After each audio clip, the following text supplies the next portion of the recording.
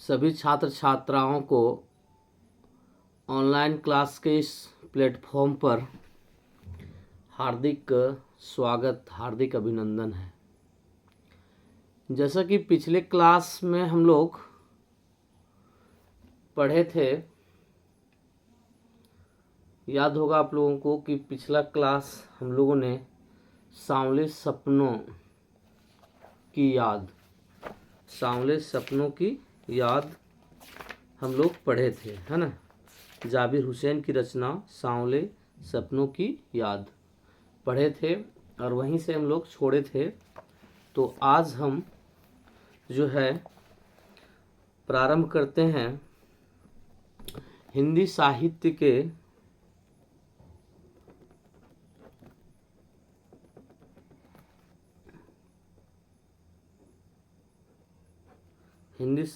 के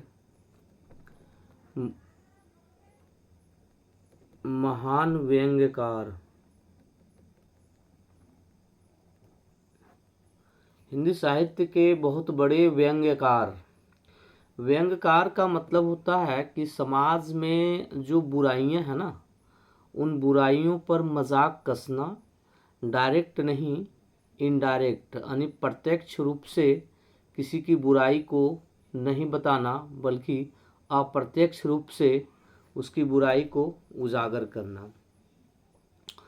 जैसे हम लोग आप देखते होंगे कि गांव देहात में हम किसी चीज़ को प्रत्यक्ष रूप से नहीं कह के अप्रत्यक्ष रूप से बात करते हैं। जैसे आप देखते होंगे मम्मी और चाची के जो झगड़े होते हैं, उसमें मम्मी जो है, चाची अगर सांवली है तो अप्रत्यक्ष रूप से अगर उसे काला कहना चाहेगी तो काला नहीं बोलेगी, उसको क्या बोलेगी? कोई घर में अगर काली बकरी है तो उस पर व्यंग्य कसेगी कि देखो ही बकरिया छगरिया खा खा के कार हो गए, मोटा गए। तो इस तरह से डायरेक्ट नहीं कह करके इनडायरेक्ट यानी प्रत्यक्ष नहीं बोल करके अप्रत्यक्ष उस पर हम क्या करते हैं कि व्यंग मारते हैं, मजाक कसते हैं। तो इस प्रकार के व्यंग, इस प्रकार के मजाक जो अक्सर आप देखते हैं, समझिए ठीक उसी प्रकार समाज में कई तरह की कुरीतियाँ, कई तरह की बुराइयाँ प्रचलित है, जिस पर हमारे लेखक हरिशंकर परसाई जी व्यंग करते हैं और समाज को जगाने का काम करते हैं। तो आज हम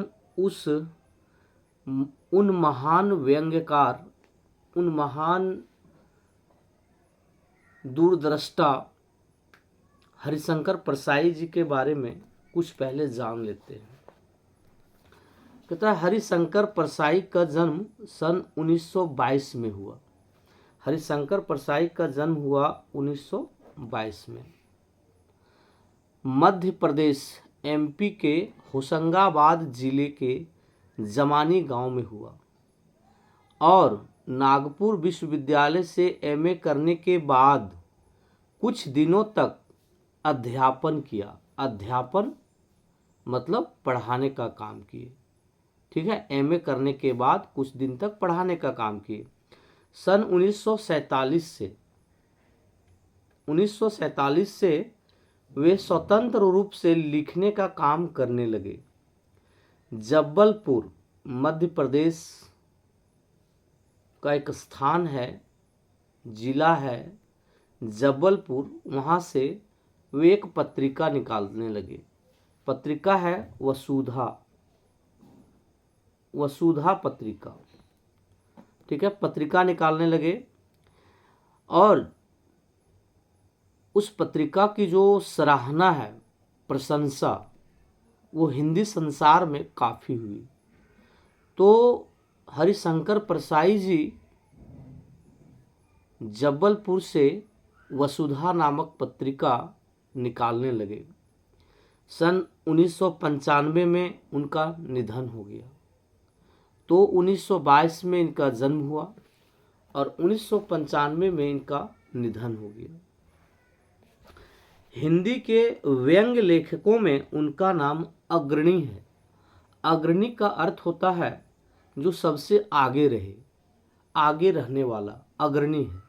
अर्थात कह सकते हैं कि हिंदी साहित्य में, हिंदी जगत में बहुत सारे व्यंग्यकार हुए, लेकिन उन सभी व्यंग्यकारों में अगर एक नंबर में किन्हीं का नाम आता है तो हरिशंकर परसाई जी का आता है।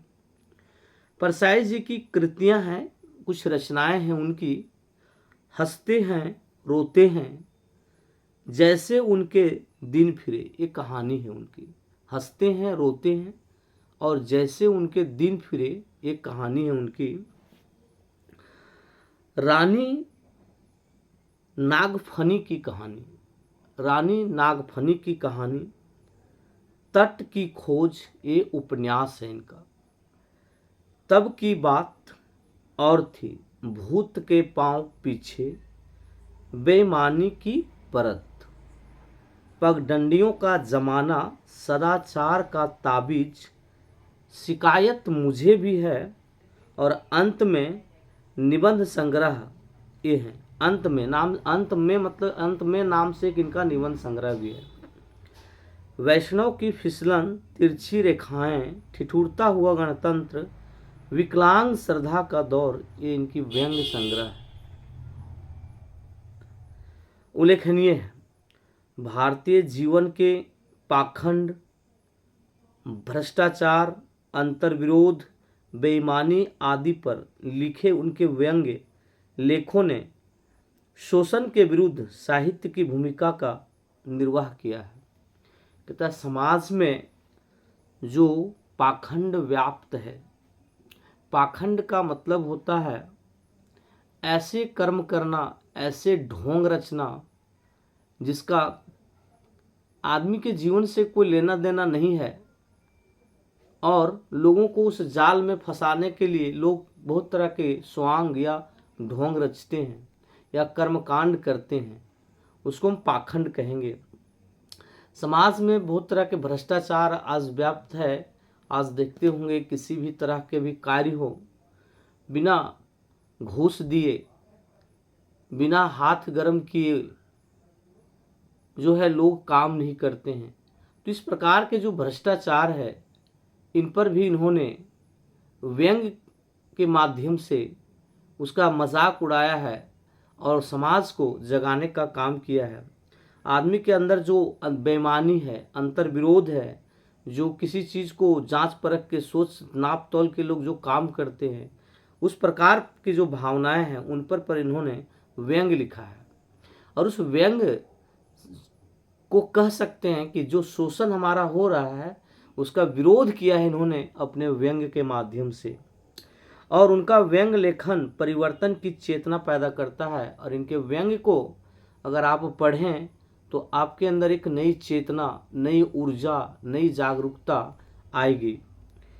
कोरे हास्य से अलग यह व्यंग्य आदर्श के पक्ष में अपनी उपस्थिति दर्ज कराता है।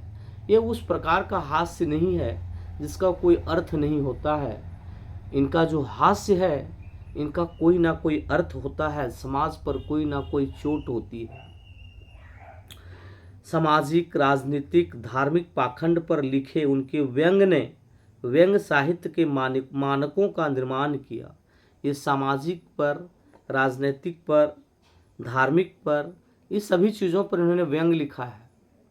और ये सारे व्यंग्य जो हैं आगे के कथाकारों, व्यंग्यकारों के लिए ये एक प्रकार के, कह सकते एक प्रकार के रास्ते को ये तैयार कर दिए।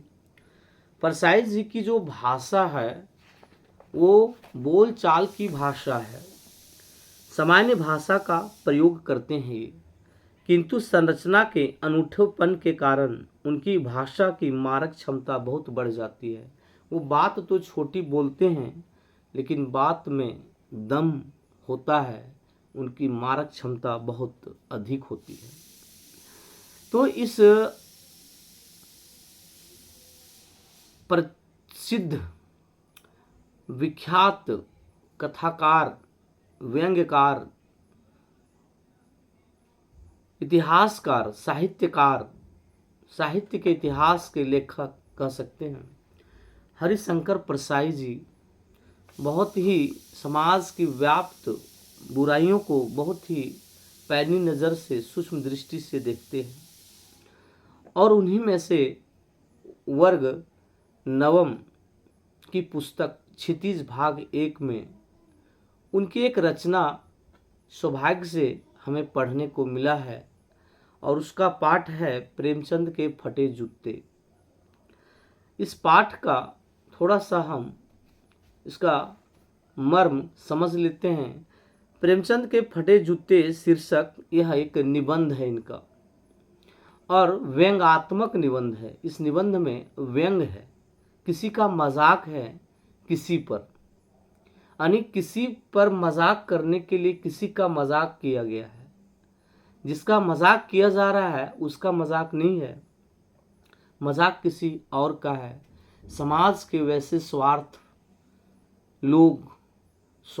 लोग, दिखावटीपन की जिंदगी जीने वाले लोग, विलासिता की जिंदगी जीने वाले लोग, समाज में खोखली दिखावा करने वाले लोगों पर एक व्यंग्य कसा गया है, मजाक कसा गया है कि एक प्रसिद्ध और एक उच्च कोटि के साहित्यकार व्यक्ति की जिंदगी कितनी साधारण है। लेकिन आजकल समाज में देखा जाता है कि निम्न कोटि के लोग, जिनके पास कुछ भी नहीं है, जिनके घर में आज कढ़ाई में तेल नहीं डाला जा सकता है, कड़वा तेल नहीं है, वैसे लोगों की जो विलासिता है, समाज में जो ठाट बाट है, उन पर इन्होंने मजाक कसा है, व्यंग कसा है। प्रेमचंद के फटे जूते शीर्षक निबंध में परसाई जी ने प्रेमचंद के व्यक्तित्व की सादगी के साथ एक रचनाकार की अंतर्भेदी सामाजिक दृष्टि का विवेचन करते हुए आज की दिखावे की प्रवृत्ति और अवसरवादिता पर व्यंग किया है। इसमें उन्होंने हमारे महान कथाकार प्रेमचंद साहब का सहारा लिया है, और उन्होंने दिखाया है कि प्रेमचंद की जिंदगी कितनी सादगी से भरी हुई है, जबकि एक महान कथाकार थे, और उस महान कथाकार के जीवन में कितनी सादगी है। और आजकल देखा जाता है कि समाज के लोग जो दिखावे की प्रकृति, जिनके पास कुछ है नहीं, उनके अंदर दिखावे की जो प्रकृति है, प्रवृत्ति है, और जो हमेशा अवसर की तलाश में रहते हैं कि मौका मिले तो हम अपना यहाँ एक दिखावा कर सकते हैं, लोगों की नज़र में हीरो बन सकते हैं, वैसे लोगों पर व्यंग है। तो हम अगले वीडियो में, अगले क्लास में प्रेमचंद के फटे जूते पर जो है अध्ययन करेंगे। आशा करते हैं छात्र छात्राओं कि आप लोग स्वस्थ होंगे, अच्छे होंगे, और मुझसे जहाँ तक हो पाएगा मैं आपकी सेवा करूँगा, करने का अवसर मिलेगा ज़रूर करूँगा। धन्यवाद।